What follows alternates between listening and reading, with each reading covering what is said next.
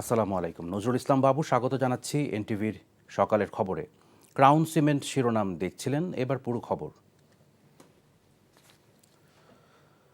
ক্ষমতার দাপটে অর্থ লোপাটি নয়, পরিবারের সদস্য আর আওয়ামী লীগের কর্মী সমর্থকদের প্রায় 1500-র বেশি সরকারি প্লট বরাদ্দ দিয়েছেন পতিত স্বৈরাচার শেখ হাসিনা।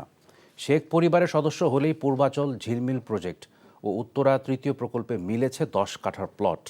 এসব প্লট বরাদ্দ দিয়েছে রাজুক।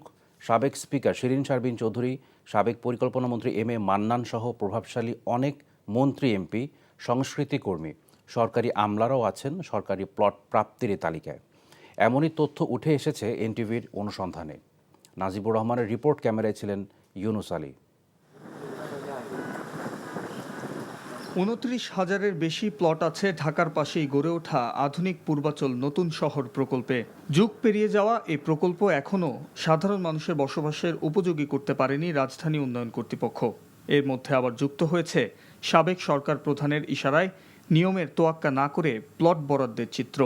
রাজধানী ঢাকার জনসংখ্যার চাপ কমাতে গড়ে তোলা হয় পূর্বাচল নতুন শহর প্রকল্প, যেখানে সাধারণ মানুষের জন্য আবাসন তৈরির সুযোগই ছিল মূল লক্ষ্য।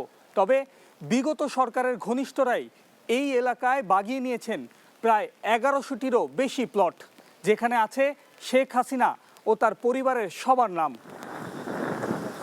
রাজুকের সম্পত্তি বিভাগের দেয়া তথ্য বলছে 110 জন সংসদ সদস্য আর অন্তত 10 জন মন্ত্রী, প্রতিমন্ত্রী সহ বেশ কয়েকজন প্রভাবশালী আমলা, অভিনয় শিল্পী আছেন কোটি টাকা মূল্যের প্লট প্রাপ্তির তালিকায়। পূর্বাচলে সাবেক প্রধানমন্ত্রী শেখ হাসিনা, তার মেয়ে পুতুল, শেখ রেহানা সহ পরিবারের সবাই 10 কাঠা জমি বরাদ্দ পেয়েছেন। যুক্তরাষ্ট্রে বসেও সরকারি কোটায় জমি নিয়েছেন জয়। লম্বা এ তালিকায় আছেন সাবেক মন্ত্রী M A Mannan, speaker Shirin Sharmin Chowdhury, সাবেক মন্ত্রী মহিবুল হাসান চৌধুরী নফেল, প্রতিমন্ত্রী ওয়াশিকা আয়েশা খান, সাবেক মন্ত্রী নুরুজ্জামান আহমেদ। সাবেক প্রতিমন্ত্রী ডক্টর শামসুল হকও হয়েছেন 5 কাঠা জমির মালিক। অর্ধশত আমলাদের মধ্যে সিনিয়র সচিব জিয়াউল আহসান, সাবেক গভর্নর ফজলে কবির, বিচারপতি খিজির হায়াত, সাবেক রাজুক চেয়ারম্যান এবিএম আমিনুল্লাহ নুরি, chief metropolitan magistrate Rezaul Karim Bhuiyan সহ জনপ্রিয় অভিনেত্রীরা আছেন। সাবেক আইজিপি মনিরুজ্জামান মানিক। শেখ হাসিনার কার্যালয়ের অফিস সহায়কও পেয়েছেন বিশেষ কোটার এ জমি। টিআইবির নির্বাহী পরিচালক বলছেন, রাজনৈতিক প্রভাবে প্লট বরাদ্দ নতুন কিছু নয়, তবে দোষীদের ছাড় না দেওয়ার পক্ষে মত দিয়েছেন তিনি। রাজুকের পক্ষ থেকে যে যুক্তিটা দেওয়া হচ্ছে যে সরকার চেয়েছে তাই তারা করেছে, তারা দায় এড়াতে পারে না। তবে আমি যেটা মনে করি, যেটা মূল দায়িত্ব অবশ্যই যারা ক্ষমতার সাথে ছিলেন, যারা এরকম সম্পূর্ণভাবে বৈষম্যমূলকভাবে, উদ্দেশ্যমূলকভাবে বৈষম্যমূলক এই ধারাটা প্রবর্তন করেছিল এবং সেটার সুযোগ তারা নিয়েছেন। এরকম ক্ষমতার অপব্যবহারের কারণে জবাবদিহিতা নিশ্চিত করা দরকার। যে বরাদ্দগুলো ছিল সেগুলো বাতিল করা দরকার। পূর্বাচল নতুন শহরে প্লট বরাদ্দের জন্য 12টি পেশার মানুষের কাছে আবেদন চায় রাজুক, কিন্তু গত 10 বছরে আওয়ামী লীগ সমর্থিত পেশাজীবী ছাড়া এই সুবিধা পাননি অন্য কেউ। Najibur Rahman, NTV news, Dhaka. পাবনার সুজানগরে দুর্গা মন্দিরের প্রতিমা ভাঙচুরের ঘটনায় মোহাম্মদ বাচ্চু আলমগীর ওরফে আগুন বাচ্চু নামে যুবলীগের এক কর্মীকে গ্রেপ্তার করেছে পুলিশ।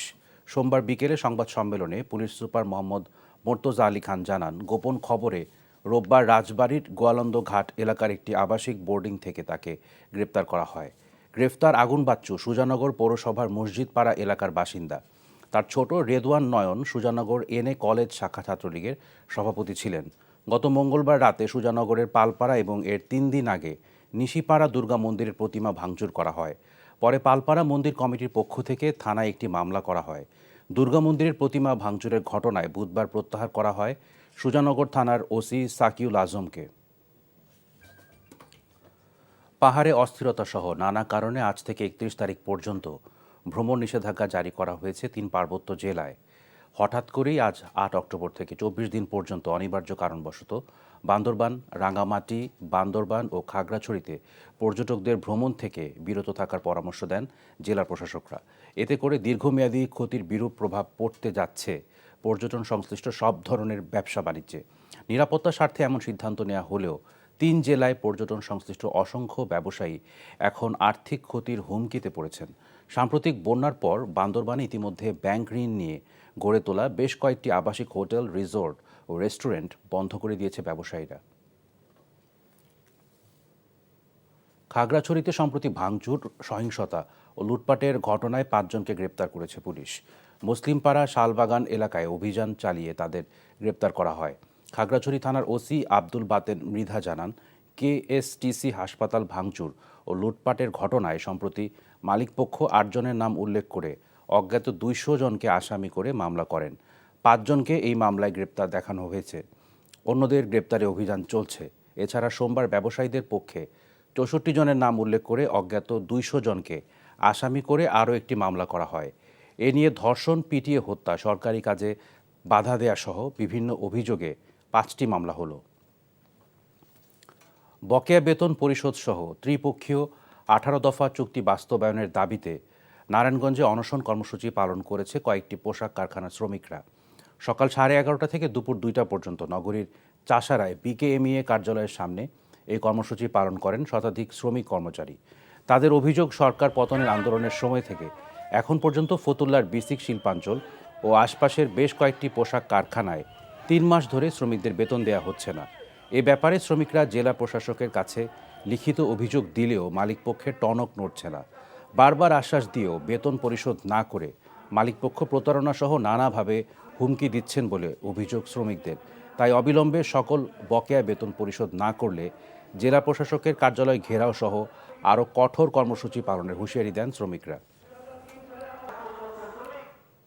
কক্সবাজারের টেকনাফ সীমান্ত থেকে প্রায় 8.5 কেজি ওজনের তিমি মাছের বমি বা অ্যাম্বারগ্রিস সহ এক পাচারকারীকে আটক করেছে বিজিবি। বিক্রয় নিষিদ্ধ এই তিমি মাছের বমির বাজার মূল্য প্রায় 21 কোটি টাকা। অ্যাম্বারগ্রিস হতে বিভিন্ন পারফিউম ও ওষুধ তৈরি করা হয়। বাংলাদেশে এ ধরনের মূল্যবান ও দুষ্প্রাপ্য জিনিসের চোরাচালান বিরল বলেও জানিয়েছে বিজিবি। টেকনাফ 2 ব্যাটালিয়নের অধিনায়ক লেফটেন্যান্ট কর্নেল মোহাম্মদ মহিউদ্দিন আহমেদ বলেন, সোমবার দুপুরে শাহপরীর দ্বীপ এলাকায় অভিযান চালিয়ে তিমি মাছের বমির চালানটি উদ্ধার করা হয়। এ সময় আটক করা হয় শামসুল আলম নামে এক পাচারকারীকে। তিনি সেন্ট মার্টিনের বাসিন্দা। পরে শামসুলের বিরুদ্ধে মামলা করে তাকে টেকনাফ থানায় সোপর্দ করে বিজিবি।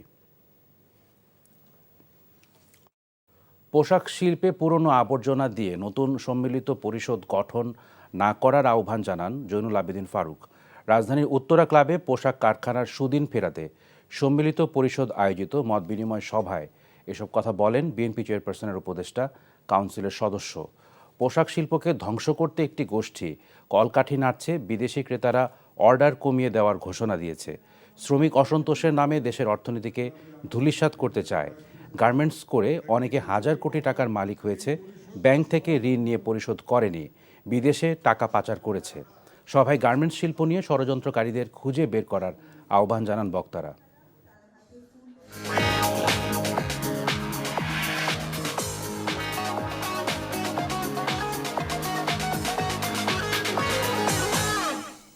নগদ নিবেদিত অর্থনীতির খবর। দেশের পুঁজিবাজারে দরপতন অব্যাহত আছে। সপ্তাহের দ্বিতীয় দিনে আজ ঢাকা স্টক এক্সচেঞ্জে ডিএসইতে লেনদেন হওয়া বেশিরভাগ কোম্পানির শেয়ারের দাম কমেছে। সোমবার সকাল থেকে লেনদেন হওয়া 396টি কোম্পানির মধ্যে দাম কমেছে 287টির, বেড়েছে 61টির, আর অপরিবর্তিত আছে 48টি কোম্পানির শেয়ারের দাম। অন্যদিকে দরপতনের প্রভাবে সূচকও নিম্নমুখী। ঢাকা স্টক এক্সচেঞ্জের প্রধান সূচক ডিএসইএক্স এখন পর্যন্ত 40 পয়েন্ট কমে 5337 পয়েন্টে অবস্থান করছে। এর আগে সপ্তাহের প্রথম কার্যদিবস রোববার মূল্যসূচকের পতনের মধ্যেও লেনদেন কিছুটা বেড়েছিল। এই ছিল সকালের খবরে। এই খবরের ভিডিও সহ আপডেট জানতে ভিজিট করুন এনটিভি অনলাইন www.ntvbd.com। এছাড়াও এনটিভির জনপ্রিয় সব অনুষ্ঠান ও খবরের আপডেট জানতে ভিজিট করুন আমাদের ইউটিউব ও ভেরিফাইড ফেসবুক পেজ। ধন্যবাদ সবাইকে।